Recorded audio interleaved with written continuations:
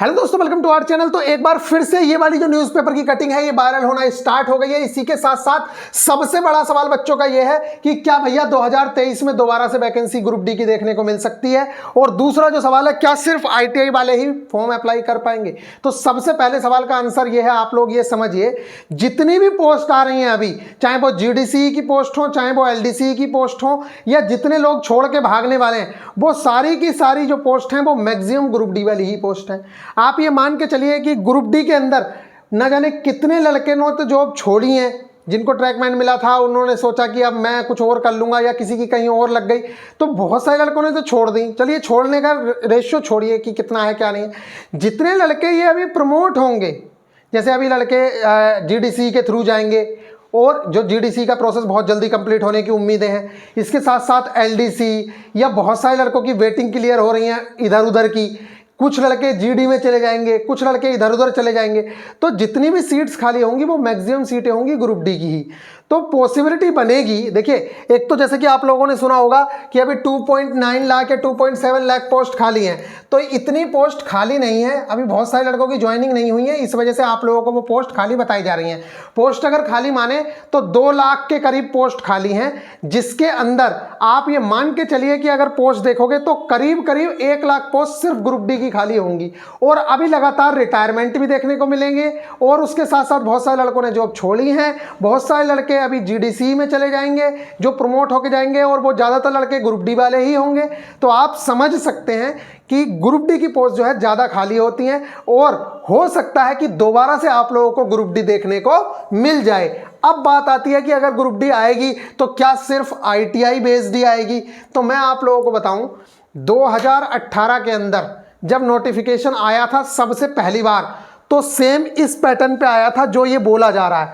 Rail मंत्रालय जो अभी बोल रहा है, रेल मंत्रालय ये कह रहा है कि भैया हमने फरवरी 2018 और मार्च 2019 में जो नोटिफिकेशन निकाले हैं, 2/02/2018 और आरआरसी 0/1/2019, ये जो हमने निकाले थे नोटिफिकेशन, इसमें हमने जो छूट दी थी वो अब आगे नहीं दी जाएगी। मतलब आगे क्या होगा, रेलवे के टेक्निकल विभागों जैसे कि सिविल इंजीनियरिंग है, मैकेनिकल इंजीनियरिंग है, इलेक्ट्रिकल, सिग्नल एंड टेलीकम्युनिकेशन एवं कैटरिंग विंग में वेतन मैट्रिक्स के लेवल 1 में 15/6/2019 के बाद अधिसूचित की जाने वाली सभी भावी भर्तियों के लिए न्यूनतम शैक्षणिक योग्यता 10वीं उत्तीर्ण प्लस, या नहीं, इस बार या लिखा हुआ था कि या तो 10वीं उत्तीर्ण हो या आईटीआई हो, लेकिन अभी है 10वीं उत्तीर्ण प्लस। इस चीज को बहुत अच्छे से आप लोग देख लीजिए, यहां पे लिखा है 10वीं उत्तीर्ण प्लस प्रशिक्षण, ये 10वीं उत्तीर्ण प्लस राष्ट्रीय व्यावसायिक प्रशिक्षण परिषद द्वारा प्रदान किया गया नेशनल अप्रेंटिसशिप सर्टिफिकेट, या तो आपके पास 10वें के बाद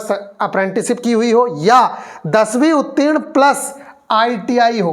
कहने का मतलब यह है कि जो ये डिपार्टमेंट है, मैकेनिकल, इलेक्ट्रिकल, सिग्नल, टेलीकम्युनिकेशन, ये जो डिपार्टमेंट है, इनके अंदर आप लोगों के पास या तो अप्रेंटिसशिप होनी जरूरी है या आईटीआई होना जरूरी है, तभी आप फॉर्म फिल कर पाएंगे।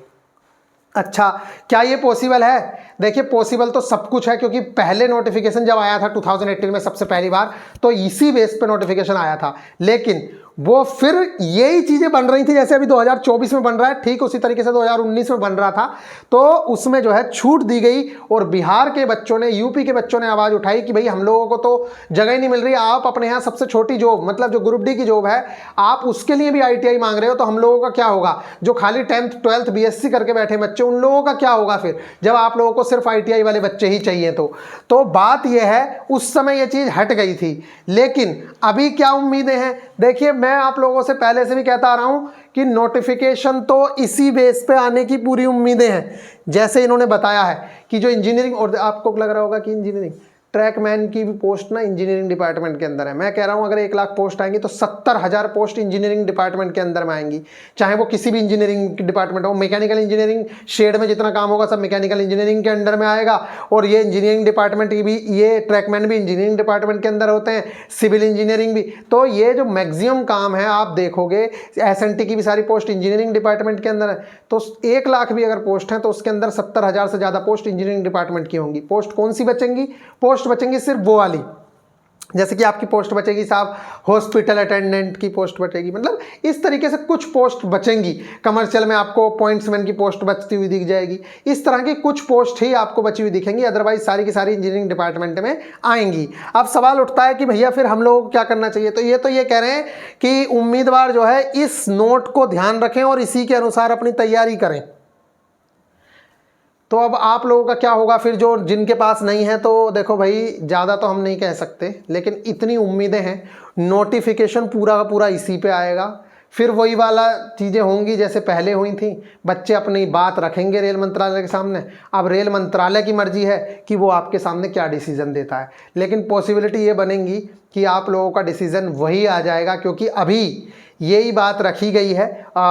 शिव गोपाल मिश्रा जी ने भी कहा था कि जो पोस्ट है उसे उसी हिसाब से रखना चाहिए, सिर्फ मैट्रिक पास युवाओं को ग्रुप डी के अंदर चांस दिया जाना चाहिए। तो हो सकता है कि ये वाली जो चीज़ है ये चेंज भी हो जाए और आपको सिर्फ 10th बेस पे ले लिया जाए, लेकिन इसकी कोई गारंटी नहीं है। ये आप लोगों के लिए जो मोस्ट इंपॉर्टेंट न्यूज़ थी। इसके अलावा मैं आप लोगों को बता दूं, जीडीसी की 15 तारीख को वैकेंसी आने वाली है और हम लोग बहुत अच्छे से उसके अंदर लगने वाले हैं। तो आप बिल्कुल भी टेंशन मत लीजिएगा, जीडीसी की भी हम लोग बहुत अच्छे से तैयारी कराएंगे आप लोगों के लिए। और जीडीसीई जो है वो पूरा का पूरा आरआरबी पेपर कराने वाला है, इसलिए आपको घबराने की बिल्कुल भी ज़रूरत नहीं है। सेम टू सेम आप लोगों के जब तरह पेपर आएगा जैसे एएलपी वालों का पेपर आएगा।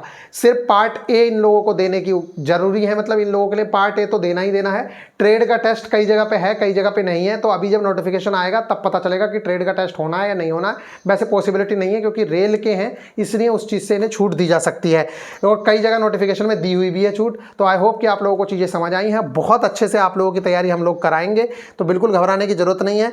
और आई होप आप लोगों को सारी चीज़ें समझ आई हैं। मिलेंगे फिर नेक्स्ट वीडियो में, ख्याल रखिएगा, टेक केयर।